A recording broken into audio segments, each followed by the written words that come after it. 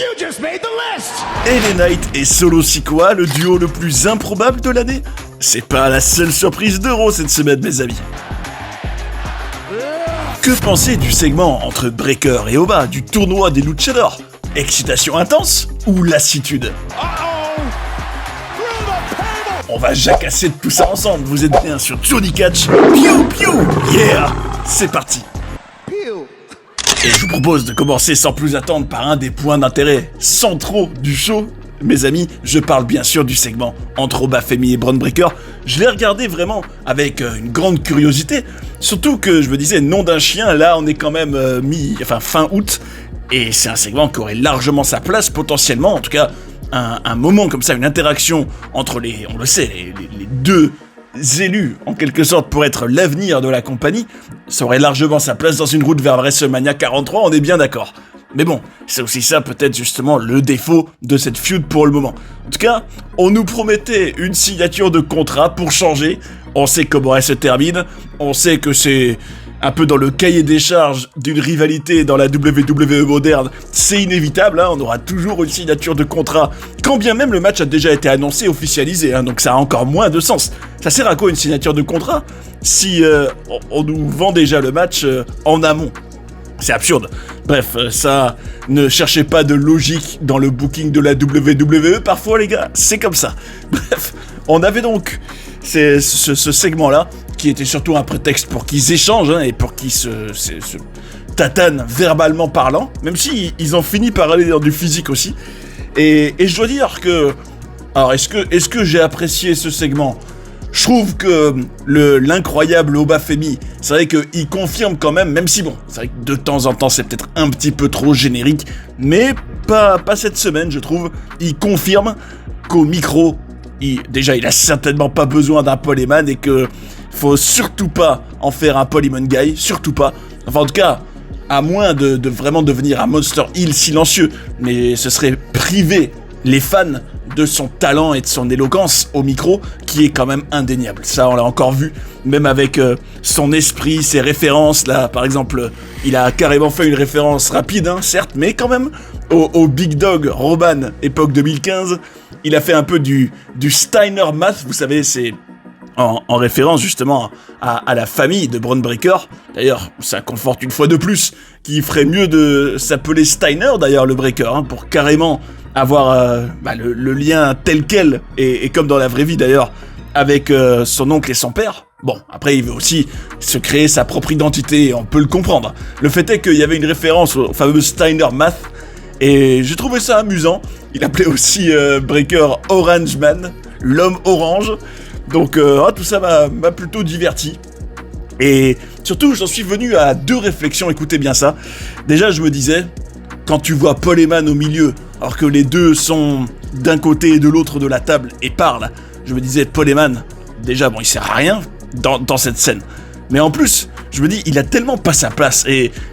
Pardon, mais ça me donne vraiment un sentiment que le Paul Heyman veut s'incruster là où il sent qu'il y a l'argent, en tout cas, là où il sent qu'il y a l'avenir, il y a du potentiel. Et pour moi, c'est hors sujet que Breakker, par exemple, soit un peu excédé contre Heyman, qui préfère peut-être Oba. Je veux dire, c'est pas comme si Paul Heyman était la belle meuf que les deux convoitent, hein. Je sais pas, je trouve que c'est un peu ridicule qu'il soit là, et qu'il soit important dans une situation qui est déjà suffisante, créativement parlant, pour être intéressante. Deux gars divertissants, charismatiques, qui ont pas besoin d'un troisième larron comme ça au milieu. Donc je me disais, Paul Heyman est de trop dans cette situation, selon moi. Et j'espère que c'est vraiment pas pour mener à ce qu'Oba soit un Paul Heyman guy, vraiment.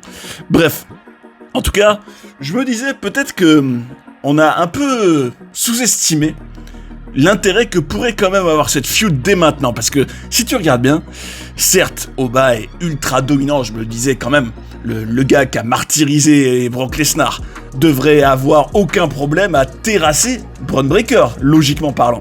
Sauf que Breakker le dit lui-même, il est l'homme, enfin il aspire à être l'homme que Oba n'a pas réussi à battre. Et je me dis, et si Breakker devenait le talon d'Achille de la bête Obafemi? C'est vrai que on a tendance là, et y compris moi, hein, à le voir vraiment avec cette aura d'invincibilité depuis plusieurs semaines, mais qu'est-ce que vous dites de l'idée que il y a qu'un seul gars qu'il ne réussira pas à massacrer comme il l'a fait à tous les autres ces derniers mois, c'est Bron Breakker. Après, de quelle manière? Est-ce que ce serait avec l'aide, la complicité d'un Bronson Reed qui reviendrait bientôt? Ça reste à être déterminé. C'est vrai que ce serait quand même moins cool que Breakker gagne uniquement grâce à des interventions et que ce soit ça qui fasse de lui le talon d'Achille d'Oba. Non, ce serait bien que Breakker, dans son incroyable intensité et sa ruse d'être dans une situation où il voit bien que Oba est en principe plus fort que lui ces derniers temps, qui repère un point faible, en tout cas qu'il a un peu, comme ils disent en Amérique, un peu la Oba's card. En gros, que il le connaît mieux que les autres et il sait où faire mal. Et cet aspect-là, je me dis, ça peut quand même donner un intérêt dès Sunday Night Main Event, s'il décide de pas le terminer dans un non-contest chaotique comme ça devrait être le cas selon moi. Je me dis, et si on allait plutôt sur un Breakker qui trouve le talon d'Achille, le premier à le faire, et qui bat Oba de cette façon-là, ça pourrait quand même être intéressant. En tout cas, voilà, ce que je retiens principalement de ce segment, et puis avant de passer à ce qui est pour moi le plus marrant, en ce qui concerne Solo Sikoa et LA Knight, bien sûr, vous l'aurez compris, on mentionnera quand même que on connaît maintenant la finale du tournoi pour être le gars qui va probablement perdre contre Roman Reigns au Mexique. Bon, ça se trouve, je suis mauvaise langue, ça se trouve, en étant à domicile, il y aura une énorme surprise, peut-être avec aussi une intervention d'un Solo Sikoa au milieu, qui sait. En tout cas, Penta a battu la Parka comme on pouvait s'y attendre. Il y avait peut-être un peu plus de suspense entre Rey Fenix et Dragon Lee, et c'est Rey Fenix qui a gagné, donc c'est vrai que pour ceux qui sont clients de Lucha Libre et qui suivent ces deux de près depuis plusieurs années, c'est plutôt cool parce qu'il y a un vrai passif entre eux. Mais bon, c'est vrai que la foule n'a pas aidé, elle était vraiment complètement éteinte. C'est vrai que j'ai l'impression que la foule, enfin, je sais pas si on peut appeler ça le grand public américain, parce que on sait que il y a plus que, enfin, le grand public américain ne se déplace plus en nombre dans les shows de la WWE, mais peut-être que, en tout cas, les rares survivants en ont rien à cirer de la lucha libre, ou alors on ne leur présente pas ça de façon attractive. C'est vrai que je me dis, il y a très très peu d'efforts qui sont faits pour raconter vraiment une histoire déjà, et puis vraiment pour nous présenter ces personnages, pour créer un attachement à ces luchadors. Et ça, vraiment, la seule promesse là dans tout ce tournoi, c'est regardez, vous allez avoir un match 5 étoiles avec des spots, etc. Et si t'es pas client de ça, tant pis pour toi. C'est vraiment ça le concept de ce tournoi selon moi. Tout comme la finale entre Penta et Rey Fenix, c'est la promesse, la perspective qui en fera saliver certains, j'imagine, d'un match dans le classement du Parasite Meltzer 5 étoiles, j'imagine. Mais bon, en tout cas, pour moi, rien de bien folichon, même si j'attends quand même de voir le dénouement de tout ça, bien sûr, le Raw au Mexique, avec une foule probablement acquise à la cause du luchador, et un Roman qui est désormais, a priori, considéré comme le top heel, qui sera donc en territoire ennemi, et détesté par la foule, du coup. Je me dis, peut-être que le fait que ce soit si prévisible a priori les forcera à vouloir quand même créer une grosse surprise, qui sait. En tout cas, on relèvera aussi que Big Cass a continué à maraver le Javon Evans et que c'est toujours lié un peu de près ou de loin au Judgment Day, ce qui me fait me poser la question, et ce qui serait pas une bonne nouvelle, est-ce que le destin de Big Cass là actuellement, c'est d'atterrir dans le Judgment Day et d'être un peu le monstre, le powerhouse du clan qui en a quand même besoin, enfin bon, même si j'aime pas ce clan, mais c'est vrai qu'il leur manque comme ça un profil à la Big Cass. Je me demande si c'est pas ce qu'on lui réserve, je m'inquiète. Et on relèvera aussi, alors dommage que Stephanie Vaquer, son retour, en tout cas dans le ring, pour un vrai match, soit comme ça dans un weekly contre une Roxanne Perez plutôt qu'un match à enjeu important. Bon, ce n'était qu'un prétexte pour une fois de plus nous titiller, enfin nous teaser plus ou moins l'alliance, mais avec quand même de la tension entre Stephanie Vaquer et Becky Lynch en tant qu'ennemis du Judgment Day. Bon, tout ça ne met pas vraiment la bave aux lèvres, c'est vrai, faut le reconnaître. Ce qui m'a vraiment le plus plu, et c'est de ça qu'on va parler maintenant, c'est tout ce qui concernait l'improbable amitié entre Solo et LA Knight. Et oui les gars, en l'absence de Roman Reigns, une fois de plus, comme presque une semaine sur deux, j'ai envie de vous dire, c'est eux qui ont eu la lourde responsabilité de porter Monday Night Raw, à savoir on l'ouvre et on le ferme. Opener, main event. Et je trouve que ce duo-là est divertissant, je trouve. On avait un solo, même inversement, hein, les deux qui complétaient leur catchphrase respective, ou alors qui prenaient la catchphrase de l'autre, qui complétaient leur phrase. Et je me dis, bon, même si c'est parfois peut-être un petit peu téléphoné et prévisible, hein, je trouve quand même que c'est cool de sentir comme ça un peu une amitié, un peu une bromance qui sort un peu de nulle part, et où on ressent de la complicité. Oh, est-ce que ça va carrément nous rappeler l'amitié qui était la plus improbable de toutes et qui, justement, dans son côté improbable, en devenait ultra drôle et divertissante? Ça me fait penser, vous savez, époque Attitude Era, The Rock et Mankind. Et je me dis, oh, bon, même si il n'y a pas ce côté complètement lunaire et dans son monde à la Mankind, hein, mais ce contraste des univers entre le Samoan et LA Knight, je me dis, oh, j'aime bien, franchement, ils sont divertissants, et je suis bien curieux d'où est-ce que tout ça mène, parce que ils ont été interrompus par les Usos, qui sont venus promettre des conséquences terribles, hein, à Solo pour sa trahison envers le OTC. Je me demande ce que ce sera, hein. Est-ce que ce sera par la forme ça peut être d'un match, bon, et ça ce serait quand même assez banal. Après, est-ce que on aurait une sorte d'exil, vous savez, en tout cas, comment on peut appeler ça, un bannissement, ou alors là, ça c'est probablement la première fois que j'utilise ce mot sur la chaîne, ostracisation, peut-être, en gros qu'il est complètement banni, Solo, par Roman.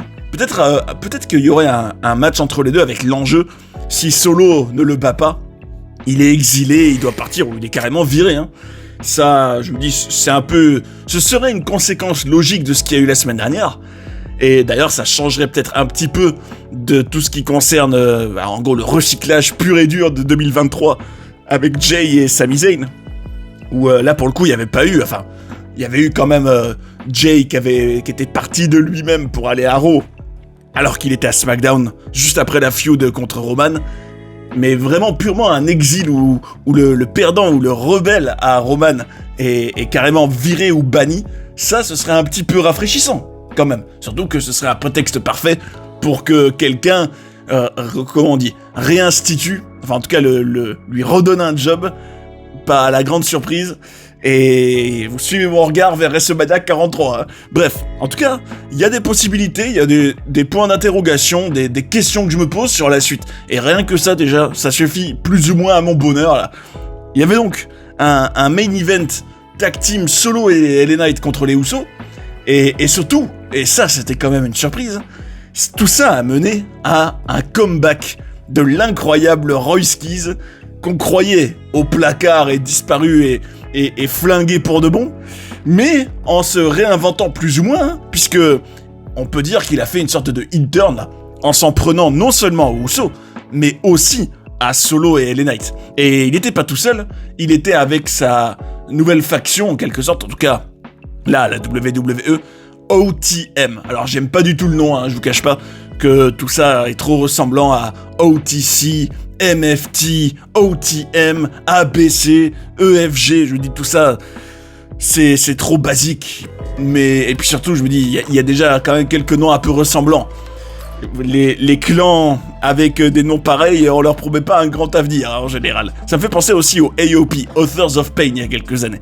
Bref, en tout cas, c'est quand même positif dans le sens où ça fait quand même une réinvention pour Royce Keys. Bon, déjà, hein, ce qui est quand même un aveu de défaite, hein, quand tu te dis que on est en août, il est arrivé en janvier, en sachant que les 2 premiers mois on l'a pas vu, que depuis, en gros en 6 mois, il a déjà eu besoin de complètement changer de personnage et déjà faire un heel turn.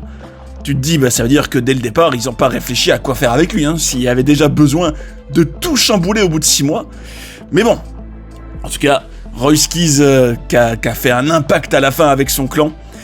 Et à voir où est-ce que ça mène.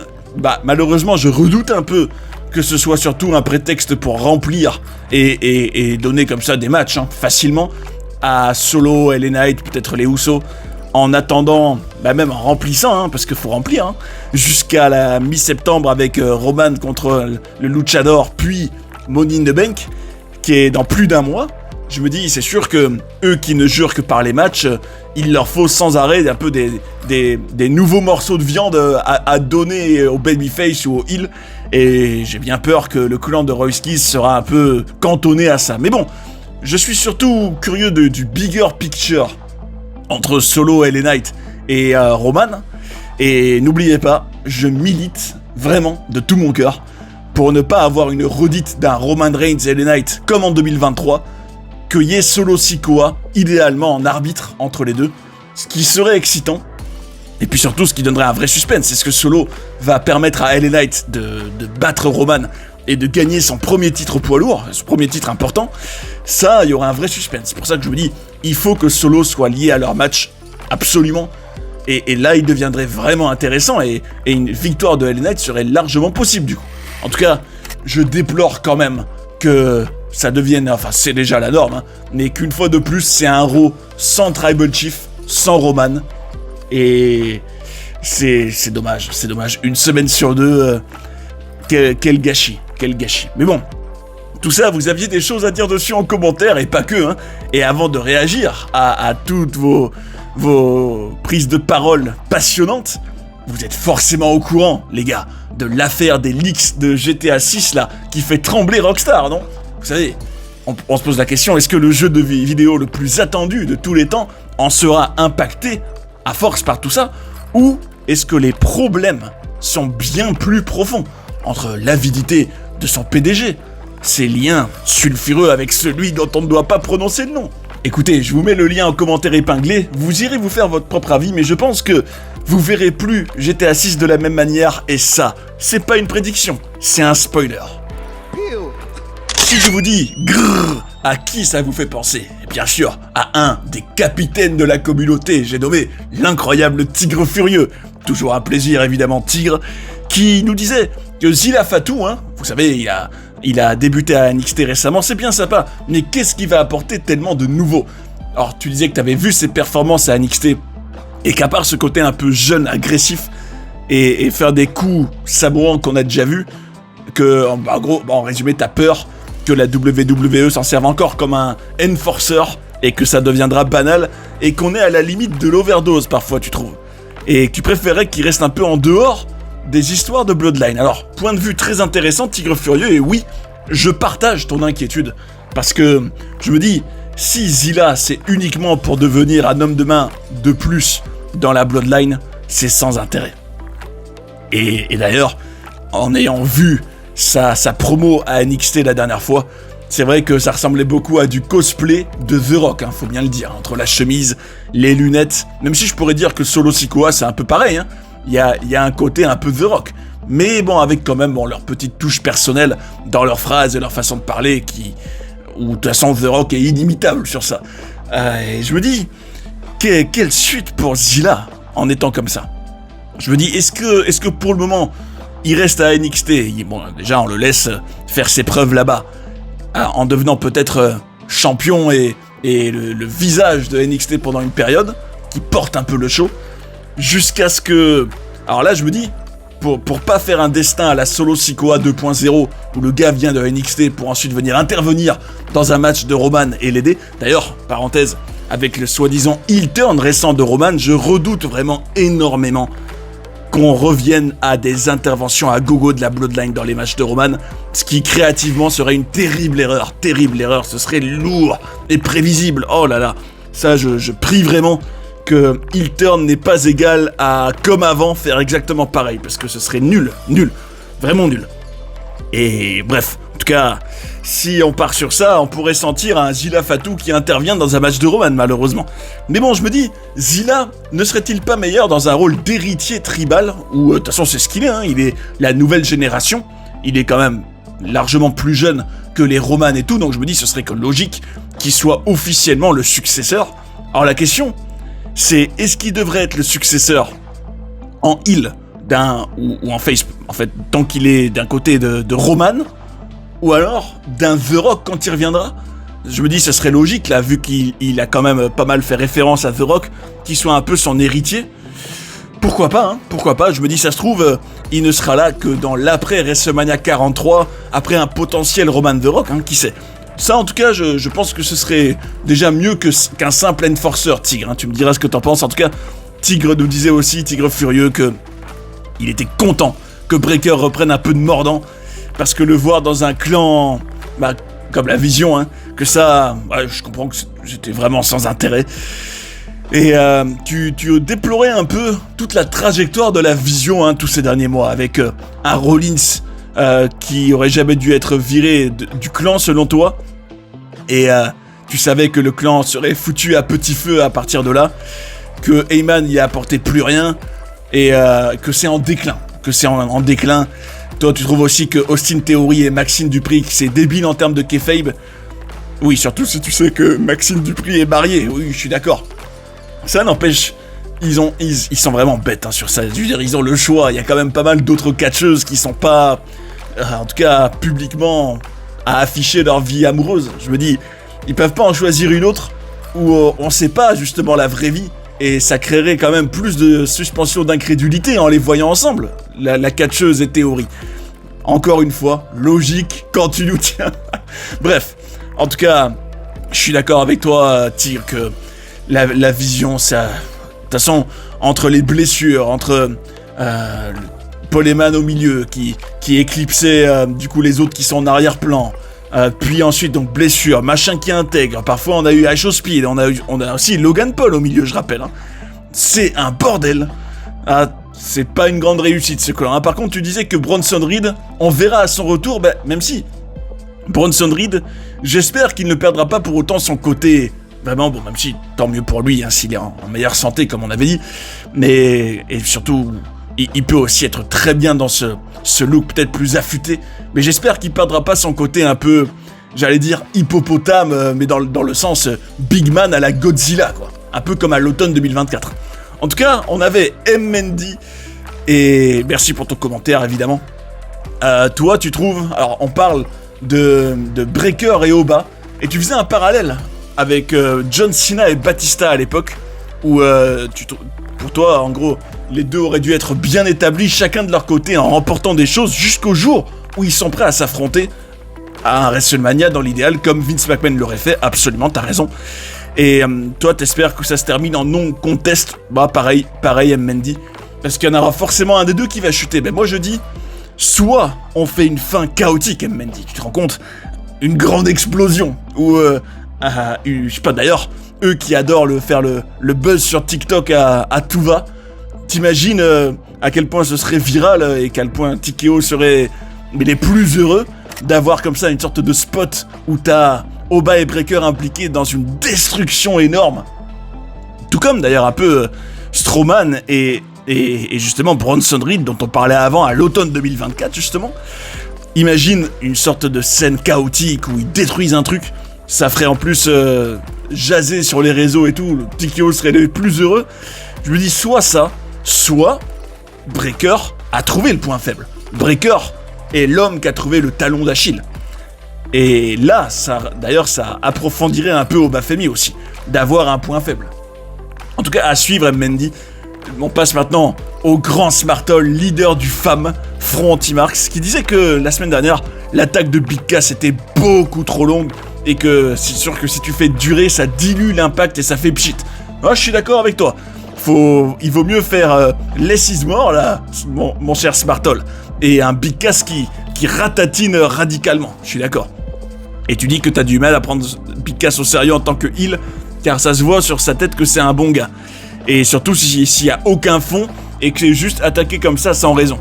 Le seul fond, le seul justificatif qu'il a donné, Smartol Big Cass, c'est de dire, je suis là, en gros, il n'y a rien vraiment de personnel avec Javon Evans, il disait, c'est uniquement parce que je veux empiler les cadavres et faire un impact à Raw. C'est bon, ce qui est en gros sans fond non plus, mais c'est un peu ça sans prétexte. Et je suis d'accord que pour le moment, les premières semaines de Big Cass, ça fait effectivement pchit de manière plus globale. En tout cas, Tigre Furieux, justement, tu disais... Alors ça, ce commentaire m'avait amusé, je tenais quand même à dire, parce que tu disais... Rien à voir, juste Smartol, je suis content qu'il m'ait dépassé en termes d'ambassadeur, mais je vous dis, les gars, vous êtes tous les deux, comme d'autres, des fidèles capitaines de la communauté, et je vous en remercie. Il n'y a pas de compétition, ne t'inquiète pas, mon tigre furieux. Bref, Smartol, tu disais aussi que t'espères que Eman ne va pas s'associer à Obafemi à Sunday Night Main Event avec un finish prévisible, du coup. Parce que Paul, avec un big guy, s'est vu et revu. Merci de ne plus me contacter. Je dis, Paul Heyman, de toute façon, déjà, il devrait même pas être dans cette feud de base.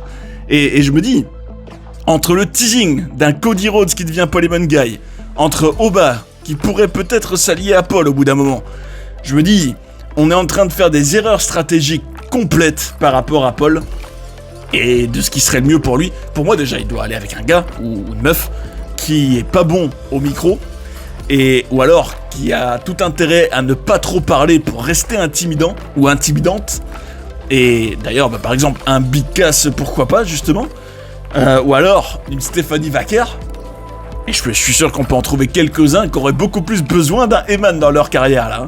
Bref, on avait Najib, fan du Real Madrid. Là, d'ailleurs, préparez-vous à une sorte de petite parenthèse madridiste, là. Écoutez ça. On avait, alors, tu nous disais, Najib, que tu comprends le fait d'utiliser la Bloodline pour élever encore plus ce nouveau Solo Sikoa dont t'es fan, mais que t'as quand même l'impression que la Bloodline, ça devient un peu comme le NWO époque WCW, que les 2 premières années, c'était magique, mais qu'après, tout comme les officiels de la WCW à l'époque, on tire sur la corde de ouf pour qu'à la fin, le public en ait ras-le-bol. Tu sais, comme je disais la semaine dernière, Najib, là, en ce moment, ça ressemble énormément à un copier-coller de 2023 où t'inverses juste, tu mets plus Sami Zayn, mais alors, est-ce qu'on pourrait dire que là, c'est plutôt LA Knight?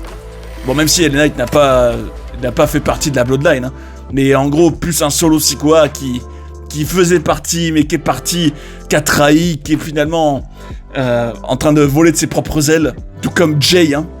Donc je me dis, on est dans un copier-coller de 2023, hein, largement. Et c'est pour ça que je disais l'autre fois aussi que c'est un peu comme si la WWE était prisonnière de ses propres succès, parce que évidemment que la Bloodline à l'époque, ça a eu beaucoup de retours positifs et ça a donné de l'intérêt au produit pour beaucoup de fans. Mais pour autant, là, à force, oui, déjà je pense que c'est le cas de beaucoup d'entre nous. Si c'est pour revoir la Bloodline telle qu'elle et on refait pareil, c'est de la redite, quoi. Bien sûr. En tout cas, on parlait de Madrid. Là, on a Madridistas Forever, justement. On parlait de madridisme, qui lui aussi est fan de Solo Sikoa. Je te comprends, Madridistas. Et pourtant, il y a encore quelques mois, là, tu pouvais pas te le voir avec MFT et compagnie. Et t'es fan de son personnage. Et t'es aussi un fan de Roman Reigns. Et bon sang, t'as kiffé voir ce segment. C'était de la folie. Et écoute, je suis d'accord avec toi que c'était bien. Enfin bien. Si t'enlèves le côté, faut un peu oublier que t'as déjà vu beaucoup d'éléments ressemblants il y a 3 ans du coup.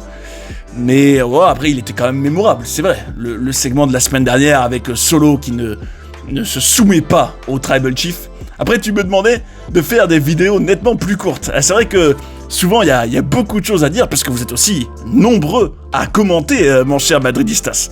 Mais je prends note. En tout cas, on avait cette fois Majid, le fan de Bron Breakker, évidemment.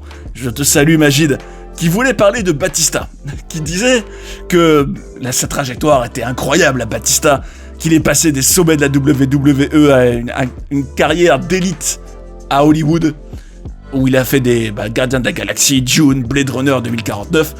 C'est une masterclass absolue de reconversion. C'est vrai qu'on pourrait débattre que les rôles que Batista a eu à Hollywood sont plus intéressants et différents et de qualité que ceux d'un The Rock à Hollywood. Hein. The Rock, il joue souvent le même personnage. Donc on peut dire que Batista s'est plus mis en danger, en quelque sorte, dans ses rôles à Hollywood. Ça, c'est vrai. Et tu disais aussi qu'il a été choisi pour jouer Kratos, là, le personnage principal de God of War, et dont t'es fan. Et en tout cas, là, sur ça, t'étais vraiment enthousiaste, mon cher Majid, et tu me demandes, qu'est-ce que t'en penses? Est-ce que t'as aussi cette même affection que t'as pour l'animal? Et tu disais que ton gars sûr, Bron Breakker, pourrait s'en inspirer. En fait, d'ailleurs, ce serait plutôt un sujet pour ma chaîne Culture Studio, ça.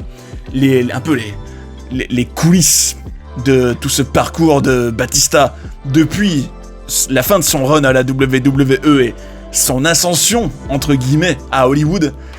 Je te cache pas, Majid, j'espère pas briser quoi que ce soit, et puis t'as le droit totalement de l'apprécier, y a pas de problème. C'est sûr que je trouve quand même certains éléments me dérangent un peu chez ce Batista aujourd'hui, et c'est vrai que je te cache pas que, y compris physiquement d'ailleurs, que le Batista époque WWE me faisait rêver, et était d'ailleurs vraiment une de mes superstars préférées, et notamment son run en tant que heel 2009-2010 qui était extraordinaire. Autant le Batista qu'il est en dehors de la bulle WWE depuis quelques années, je pense en tout cas qu'il y a des choses à explorer, et peut-être si ça t'intéresse Majid, et si ça intéresse certains d'entre vous, qu'on en parlera sur Culture Studio. Ça serait assez intéressant, je pense. En tout cas, merci Majid pour ton commentaire, et justement, puisqu'on parle de Breaker, Oba Femi, tout ça, on avait Quentin qui nous disait que pour le booking de leur feud, tu vois Oba gagner contre Braun, donc à Sunday Night Main Event. Puis Breaker gagne le Money in the Bank.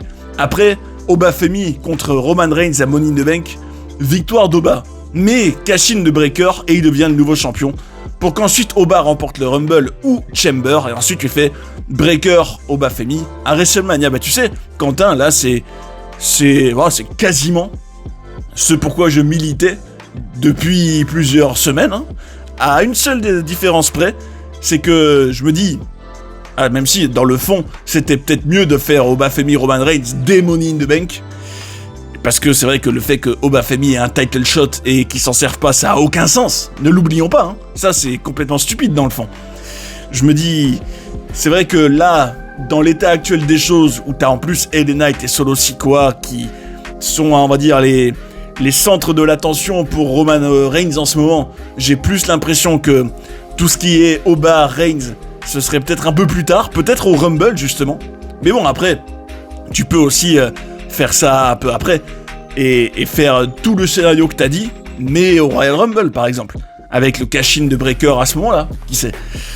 Et un Roman qui pourrait perdre le titre à cause d'une intervention d'un The Rock par exemple, comme ça on fait d'une pierre deux coups, on prépare deux grosses affiches d'un coup pour WrestleMania.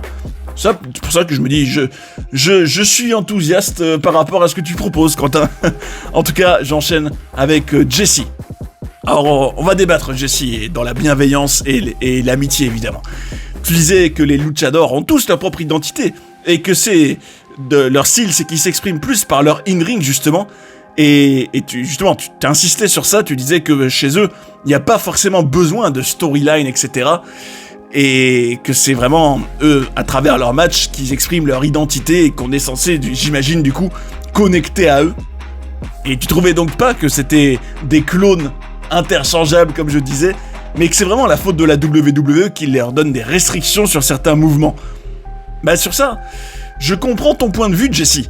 Mais il n'en demeure pas moins vrai, et on peut en débattre, sans problème, Jesse. Je pense qu'ils auraient quand même pu faire un bien meilleur travail pour ce tournoi des luchadors, pour déjà permettre au public qui ne suit pas la AAA et qui n'est pas familiarisé avec la lucha libre de beaucoup mieux les présenter, tous les personnages. Et surtout de créer de l'attachement, parce que c'est bien beau de nous mettre une petite vignette où lundi, oui, je vais faire honneur au Mexique, et rendre fier la lucha libre. Je me dis, ça c'est un discours banal au possible qui sert à rien. C'est pas de l'identité ça pour moi, c'est random.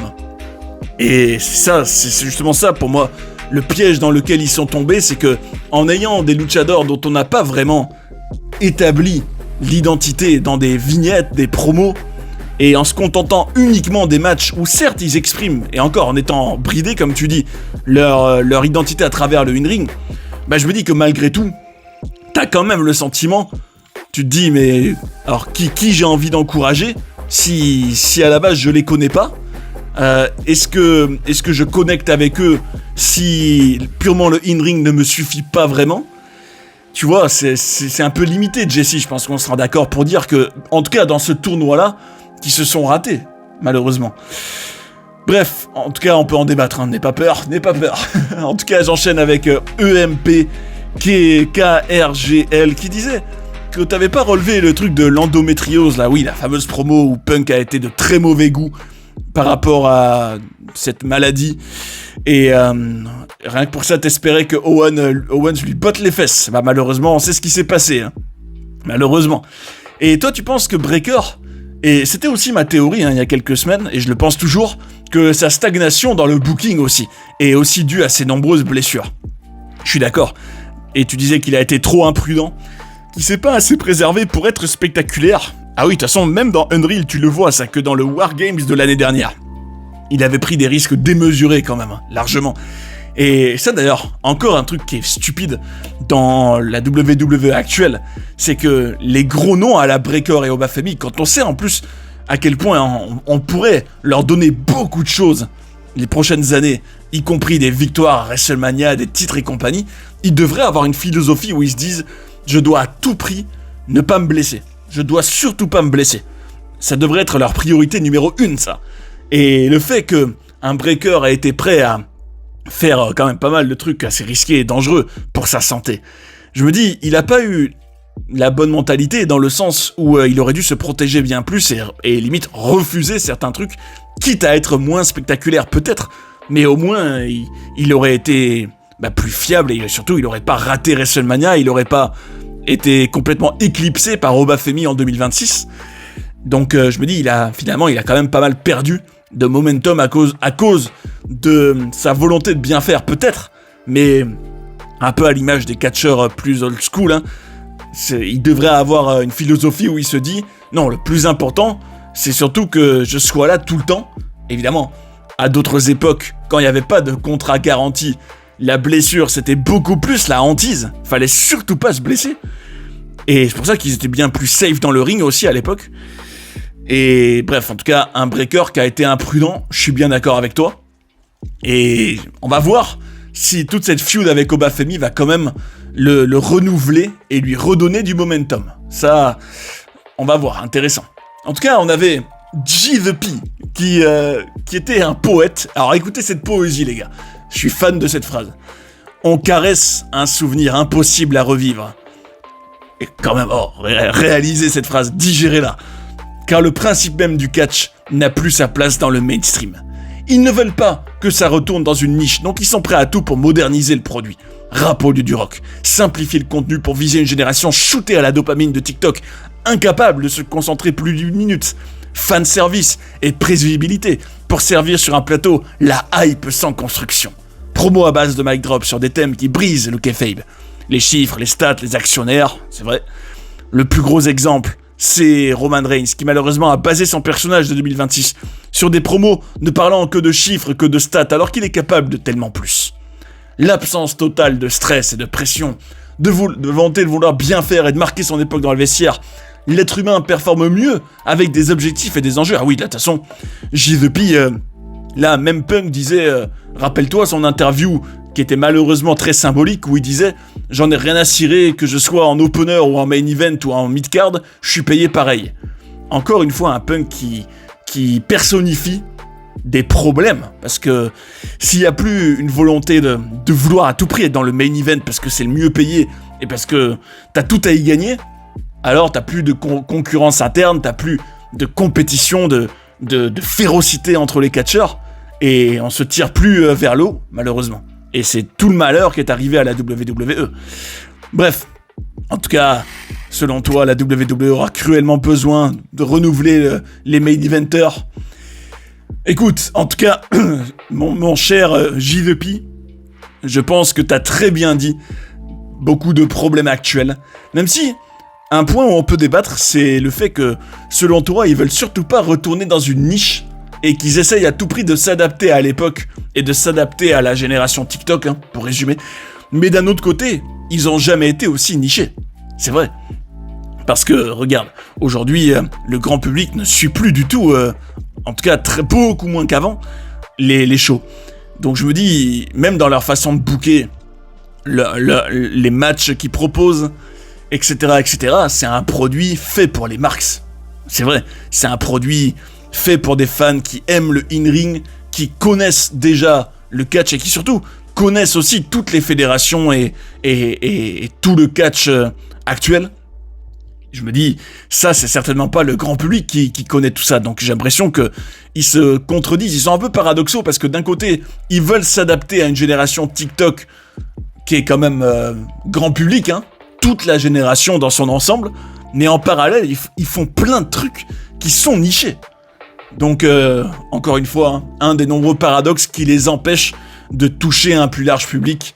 Et G-The-P l'a très bien résumé. Bravo, quelle poésie, G-The-P. Bref.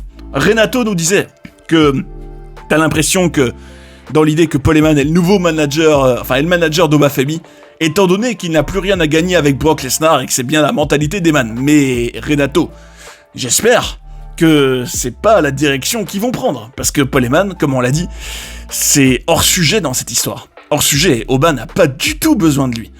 En tout cas, on enchaîne avec William. Alors, ça, tu nous parlais parce que je déplorais la semaine dernière les pubs 3 fois pour le podcast de Stephanie McMahon. L'apparition inutile uniquement pour vendre des merch de Danhausen. Toi, tu disais que t'as rien contre, pour une raison simple, que je regarde et que je juge tout ça avec un regard non américain, non états-unien, comme tu dis. Et tu dis que, faut pas oublier que les téléspectateurs aux States, en gros, sont bombardés de coupures pub toutes les 5-10 minutes lors des directs sur Netflix. Et oui, et même à la télé de manière globale, hein.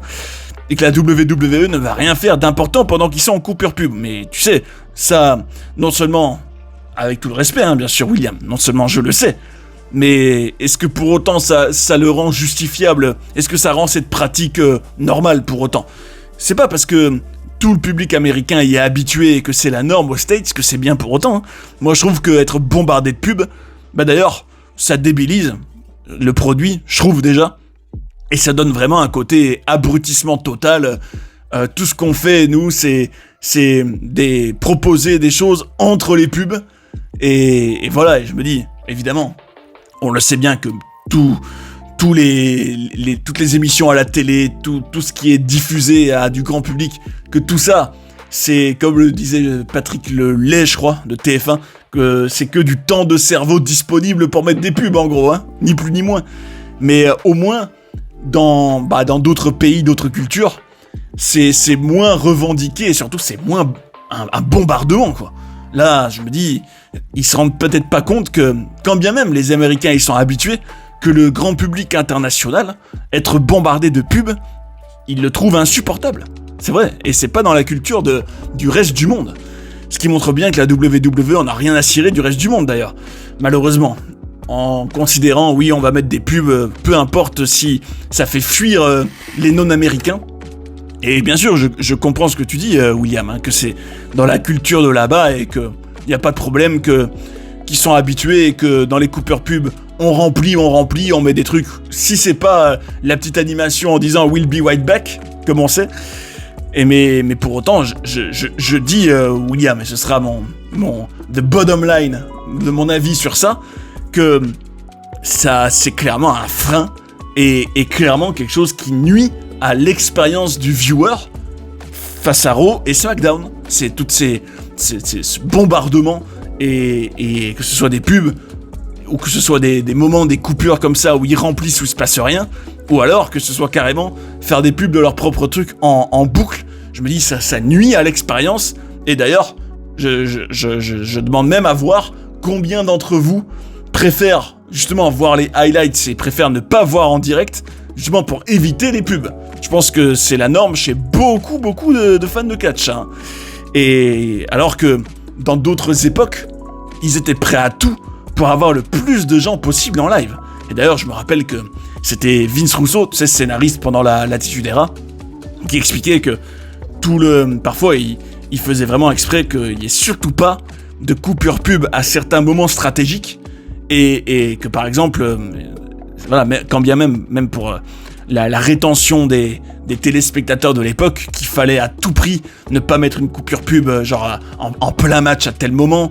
Hein, bref, qu'il fallait vraiment bien s'organiser pour que ça impacte le moins possible le show. En tout cas, comment je m'appelle, What's My Name disait aussi que Stephanie McMahon était une forceuse, comme son mari, à vouloir prendre la lumière avec les pubs pour son podcast. C'est vrai, totalement raison, What's My Name. Tu disais aussi que Solo confirme qu'il a tout pour jouer un premier rôle dans cette WWE. C'est vrai que on peut pas lui enlever, comme tu le dis, qu'il a de la personnalité. Ça, on peut pas lui enlever en ce moment. Il se démarque quand même, mine de rien. Après, tu comprends pas trop la Bloodline, où les Usos sont devenus des tocards. Ah oui, ça je suis d'accord que c'est des hommes de main, et ils remplissent quand Roman n'est pas là.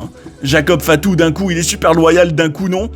Et oui, là aussi, on peut parler un peu d'un gâchis pour lui, même si il a quand même ce côté, quand même, enforcer dangereux et quand même avec son propre univers, lui. Et Roman qui va avoir un match au Mexique avec un Mexicain en attendant LA Knight, comment être hypé par tout ça, tu te demandes. Écoute, What's My Name, je comprends tes doutes sur le fait, en gros, comment on se sert de la Bloodline en ce moment, et même du calendrier là de ces prochains mois. Je comprends totalement, c'est assez mal foutu. Surtout le fait que c'est quasiment cramé, qu'il y a Roman LA Knight à Money in the Bank derrière, et que le tournoi des Mexicains, du coup, il sert à rien, quoi. Je sais pas, ou alors, il faudrait que tu te débrouilles pour que Roman perde et regagne en attendant vers la mi-septembre. C'est étrange. En tout cas, on avait Boatengui qui avait un point de vue qui a suscité beaucoup de remue-ménage, parce que tu disais que Roman Reigns, c'est le catcheur le plus surcoté de l'histoire. Sans les serpillères qui lui servent de famille et Eman, il n'est rien. Pas top 20 all-time. Oh là là. Boatengui, alors, je respecte ton avis, et si j'étais un fan immature et stupide, là je partirais dans les tours, parce que tu connais mon amour de Roman Reigns, probablement. Mais après, je pense que ce qui, chez toi, crée peut-être un rejet de Roman Reigns, c'est le booking, notamment des 2 dernières années de son règne, où c'était des interventions à gogo. Et ça, c'était nul, je suis bien d'accord, et ça a créé beaucoup de lassitude vis-à-vis de lui, alors que pourtant, les 2 premières années de son règne, il était beaucoup plus seul et dominant dans le ring, et que ça, tu dois en vouloir aux bonnes personnes qui ont fait ces choix de, sans arrêt, créer des interférences de la Bloodline. Et pareil pour Paul Heyman, je pense que Paul Heyman, t'auras quand même vu par toi-même qu'il n'a pas du tout eu le même rôle qu'avec un Brock Lesnar, par exemple, Paul Heyman, là qu'il était le wise man, contrairement à avant, et que ça n'a pas empêché Roman de beaucoup parler et de briller aux promos, enfin dans ses promos et au micro, plein de fois, depuis qu'il est le Tribal Chief, bien sûr. Après, si tu t'arrêtes à toute la période Big Dog, et que tu considères que là, on lui a donné beaucoup, qu'il n'y a rien qu'allait entre le personnage, alors il avait quand même, pour moi, je persiste, et je l'ai déjà dit plusieurs fois, je persiste que même en Big Dog, il se démarquait de par son charisme et son physique aussi, et qu'il était juste dans un mauvais rôle, dans l'obsession d'un Vince McMahon qui ne voyait pas ce qui faisait mal par rapport à Roman.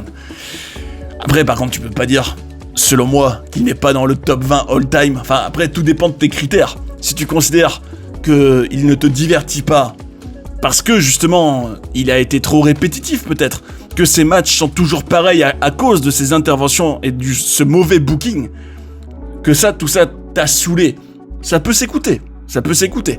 Mais, par contre, purement en termes de carrière, entre les main events de WrestleMania, bon après, tout ça, on parle comme si c'était réel.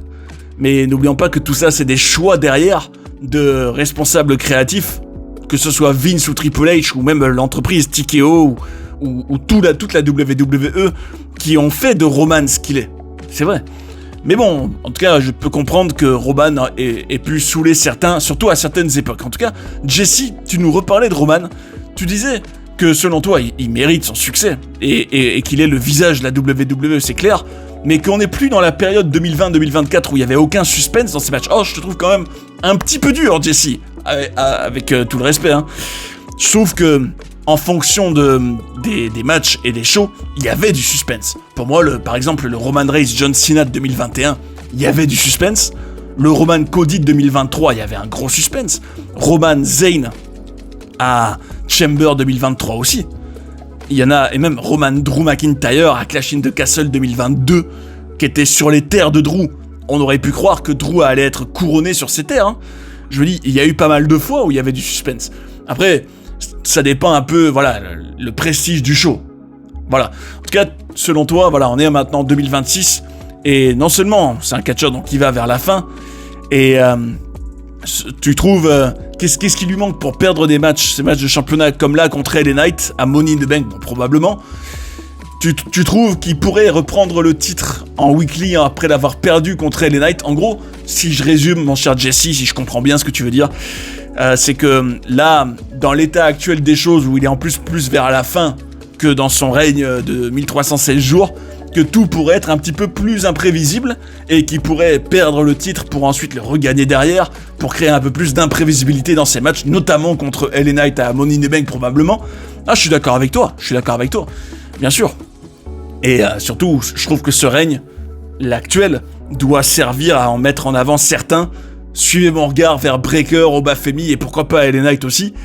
Et tu trouves qu'il pourrait nous proposer autre chose aussi que la Bloodline. Bah ça, Jesse, je suis d'accord avec toi sur un point. Après, tu dis que c'est pas un problème de Booker. Après, malgré tout, même si on sait que Roman a forcément du contrôle créatif vu son statut, mais je veux dire, il y a évidemment des bookers derrière qui choisissent un peu les prochains adversaires de Roman, mon cher Jesse. Tu t'en doutes bien, tu le sais. Donc, après, je suis d'accord avec toi que dans ce règne, on aurait pu avoir des confrontations plus inédites, alors que, bon, même si, Jacob Fatu, c'était inédit, certes. Mais par exemple, je veux dire, repartir sur du Rollins, encore avoir eu du Punk, et ça se trouve, pour Crown Jewel, il y aura encore un Roman Punk d'ailleurs, ça se trouve. Qui sait ? C'est vrai que tout ça ressemble quand même un peu trop à ce qu'il a déjà fait dans le passé. Alors que justement, puisqu'il est revenu là en plus, le Royce Keys, ce serait peut-être rafraîchissant. Ou d'autres. Ou pourquoi pas un Big Cass là aussi d'ailleurs. En gros, avoir des adversaires complètement inédits. D'ailleurs, LA Knight, c'est encore de la redite. Donc je me dis, c'est vrai que sur ce point-là, ils auraient pu trouver peut-être de meilleurs adversaires, en tout cas plus originaux pour Roman. Sinon, on avait Tigre Furieux, de retour. Tu déplorais aussi que la promo entre Cody Rhodes et Randy Orton dans le dernier SmackDown, que ça manquait de bagage émotionnel, que c'était très, pauvrette, hein. Et tu trouvais ça aussi ridicule de dire que Cody peut pas vaincre Orton, qu'il a peut-être pas le vice pour ça, alors que Cody a quand même battu Roman, Brock, Cena, qui sont supérieurs à Orton. Ça, oui, je suis d'accord avec toi que ça a pas de logique, c'est vrai. C'est pour ça que cet angle-là, il est beaucoup trop superficiel et pas assez solide pour porter la feud entre les deux hommes. Sinon, Punk, il t'insupporte. Toi aussi, tu déplores, tu dis qu'il faut un heel turn au plus vite, qui pue le corporate à plein nez avec ses petits sourires. Ah oui, là, en plus, là, tout récemment, il s'est encore permis une entrée en étant, dans un live event, en étant déguisé comme Io Sky. Alors, je suis bien d'accord que les live events, c'est un peu le défouloir pour amuser le public local, mais je veux dire, jusqu'où va-t-il aller pour décrédibiliser le prestige d'être le champion WWE quand même, entre embrasser Danhausen sur la bouche et se déguiser comme Io Sky et pas la première fois d'ailleurs qu'il se travestit.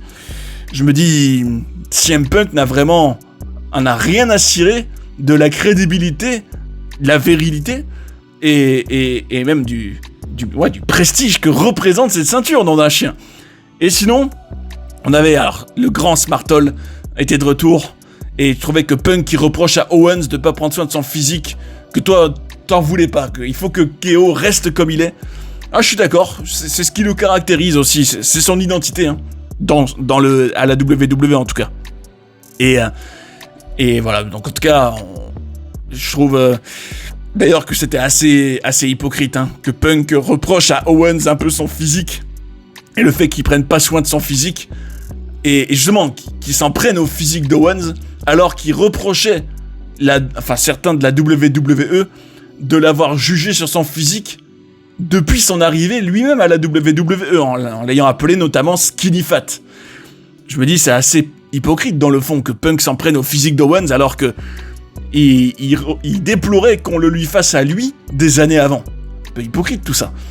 Sinon on avait alors Blitz the Krieg qui disait Papy Punk il est au bord de s'évanouir à la fin de chaque match. C'est vrai qu'il y avait une vidéo là où tu le voyais en sortant, à part si son selling était de très grande qualité, hein, mais qu'en sortant de son match contre Owens, il allait vraiment pas fort, hein, le Punk. Et je me dis, d'ailleurs, même contre Cody Rhodes, on avait vu qu'il était, et d'ailleurs, à la limite, non, c'est vrai que contre Roman Reigns à WrestleMania, il avait quand même tenu le coup longtemps, et ça allait d'ailleurs avec le kayfabe, l'histoire du match, que Punk avait fini par ne plus en pouvoir et par craquer contre Roman. Mais c'est vrai que trop souvent, Punk, et ça rappelle d'ailleurs le match contre Gunther à SummerSlam l'année dernière, et trop rapidement, vraiment essoufflé et KO, quoi. C'est vrai, hein. C'est vrai. Et ça, c'est indigne d'un champion WWE, quand même. Sinon, Medria, t'avais trouvé le dernier SmackDown pas mal, mais quel gâchis le Owens-Punk selon toi. C'était la rivalité qui te donnait le plus envie, et tu trouvais que si ça s'arrête déjà, c'est décevant. Mais tu sais, Medria, j'espère en tout cas que ça va pas s'arrêter que sur ça. Hein. Je me dis, déjà, comment ne pas faire un triple threat Owens-Zayn-Punk là ? Je me dis, c'est obligé. Même... dans le kayfabe, si on est logique, si tu te dis que devrait faire le personnage d'Owens par exemple, il devrait dire là je me suis fait saboter par Zayn, c'est pas normal, il m'a flingué mon title shot, il me faut un autre title shot déjà. Il pourrait aussi lui répondre ouais mais Owens, t'aurais mieux dû gérer l'intervention de Zayn et peut-être que t'aurais dû la jouer dirty peut-être, et là Nick Aldis pourrait logiquement en faire un triple threat. Et on pourrait aussi avoir peut-être un Owens-Zayn, puis dans un weekly peut-être, encore c'est vrai, puis le triple threat. Et à long terme, peut-être le Fatal 5-Way entre donc ces trois-là, plus Cody et Orton, qui sait. Sinon on avait Eric Titor qui déplorait justement dans ce Owens-Punk.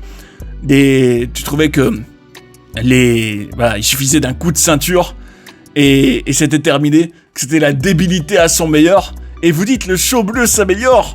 Alors Eric, si t'as bien écouté la dernière émission, et je doute pas que tu l'aies fait, je pense que t'auras relevé que j'ai aimé ce match jusqu'au finish que j'ai trouvé horrible. Comme toi Eric, comme toi, que le coup de ceinture, le ref bump avec l'arbitre qui se relève comme par hasard pour faire le pin qu'il fallait, que ça c'était nul. On est d'accord, c'était nul. Et que j'avais surtout aimé toute la partie où tu sentais vraiment beaucoup de tension et d'électricité entre eux. Et c'est tellement rare. Donc pour ça, attention. Le reste, le finish et tout, je suis bien d'accord qu'il était horrible. Et sinon on avait, alors, ce sera le mot de la fin, il est pour Jesse. Tu disais, alors pour Ilya Dragunov, alors je pense qu'on s'est peut-être mal compris Jesse. Je suis totalement d'accord avec toi que Dragunov n'a pas le potentiel d'un main eventer, il ne l'a jamais eu, et que c'est du mid-card au mieux. Et c'est exactement mon avis aussi, Jesse. Et selon toi, Triple H n'a rien à voir, c'est pas sa faute si les catcheurs d'aujourd'hui sont beaucoup moins intéressants et captivants comparés à l'époque. Je rappelle quand même, Jesse, que Triple H décide quand même de qui mettre en avant et de comment se servir en principe, pas que lui, avec aussi son équipe, ses alliés, et les autres responsables importants. C'est eux qui décident qui on recrute, qui on book, qui on met en avant, comment on se sert de l'un et de l'autre, et évidemment que leur responsabilité est ultra importante. Et rappelle-toi, je t'avais pris l'exemple de Jeff Hardy en 2008, qui était l'exemple parfait de comment bien booker quelqu'un pour qu'il devienne intéressant et captivant. Et après, je veux dire, si Jeff Hardy en 2008, on lui donne pas une histoire, toute une continuité au fil des mois intéressante qui se renouvelle et qui est captivante, et qu'il est simplement tel quel tout le long, crois-moi, c'est pas du tout le même délire en 2008 pour lui. Alors évidemment, Triple H n'est pas le seul responsable, il y a aussi TKO, il y a aussi tous les responsables créatifs, tous les scénaristes. Et après, par exemple, dans le cas de Dragunov, Jesse, ce que je disais, c'est que si Triple H, dès le départ, ne voyait pas un potentiel en Dragunov pour être un main eventer, et qui considérait, Triple H, que c'était pas son rôle d'élever Dragunov comme la WWE a élevé un Jeff Hardy en 2008 par exemple. Je me dis, alors, si tu te dédouanes de cette responsabilité d'élever Dragunov, pourquoi à la base Triple H tu l'as recruté ce Dragunov si c'était pour ne jamais en faire un main eventer alors? Est-ce que t'avais espoir que Dragunov tout seul devienne un main eventer sans l'aide de personne? En sachant que Triple H avait dit récemment qu'en général, le catcheur se met over lui-même et que là il a le push, ce qui est pas vrai du tout quand tu vois le cas de LA Knight. Je me dis, il y a beaucoup de paradoxes dans cette histoire, mais Jesse, ce que j'en retiens, c'est que Dragunov n'a jamais eu le potentiel d'un main eventer selon moi, que le temps n'a fait que le confirmer, et que, malheureusement, tous ceux qui auraient pu améliorer sa trajectoire à la WWE ne l'ont pas fait, et ont attendu que Dragunov le fasse tout seul, alors que c'est pas comme ça que ça marche. C'est vrai. Je rappelle d'ailleurs que... Il suffit de voir même dans l'histoire du catch, Stone Cold de l'époque 96, je veux dire, si t'as pas, au bout d'un moment, Vince McMahon et Vince Russo à l'époque qui se concertent et qui se disent, lui, il a vraiment quelque chose, il faut le laisser parler, il faut lui donner du temps d'antenne, l'explosion de Stone Cold n'arrive jamais, et ça aurait été là la fin de l'histoire pour lui. C'est pour ça qu'il faut dédouaner personne. Et voilà, le cas de Dragunov en tout cas représente beaucoup de choses. En tout cas mes amis, et mon cher Jesse, je te remercie pour ton commentaire. Je vous incite à dire ce que vous en pensez de tout ça. J'y réagirai sous quelques jours comme chaque semaine. Merci à tous ceux qui participent, merci à tous mes capitaines de la communauté, et espérons quand même que malgré tous les points faibles qu'on a relevés, qu'il y ait quand même des bonnes choses à venir, que ce soit à Sunday Night Main Event, au show au Mexique et à Money in the Bank. Espérons. Et rappelez-vous, je vous en parlais tout à l'heure, je vais vous mettre les premiers instants de mon documentaire sur GTA 6 à retrouver sur Culture Studio. Je vous mets le lien en commentaire épinglé. Guettez-moi ça. Aujourd'hui, je pense qu'on est très nombreux à attendre GTA 6 comme des gamins. Et pourtant, malgré ces trailers de fous furieux, j'ai peur. J'ai peur parce que j'ai été mener mon enquête sur Rockstar Games, mais surtout sur Take-Two, la maison mère. Et quand vous en saurez plus, vous risquez de ne plus voir les futures aventures de Jason et Lucia de la même manière. Par exemple, est-ce que vous saviez que leur grand PDG semblait tout faire pour étouffer une affaire d'agression sexuelle qui trempe directement dans le plus gros scandale du XXIe siècle, ou qu'il y a des actionnaires en coulisses qui financent une guerre pépère? Il y a beaucoup de choses qu'on nous a jamais vraiment dites sur GTA 6, mais il est grand temps d'aller découvrir la sombre vérité qui s'y cache. Et pouf, je réapparais. Un documentaire fait aux petits oignons pour passer un beau moment tranquille. Ça vous tente? Alors c'est juste ici. Vous êtes plutôt chaud pour une playlist catch caviar? Guettez-moi ça, c'est pour vous. À tout de suite les tigres.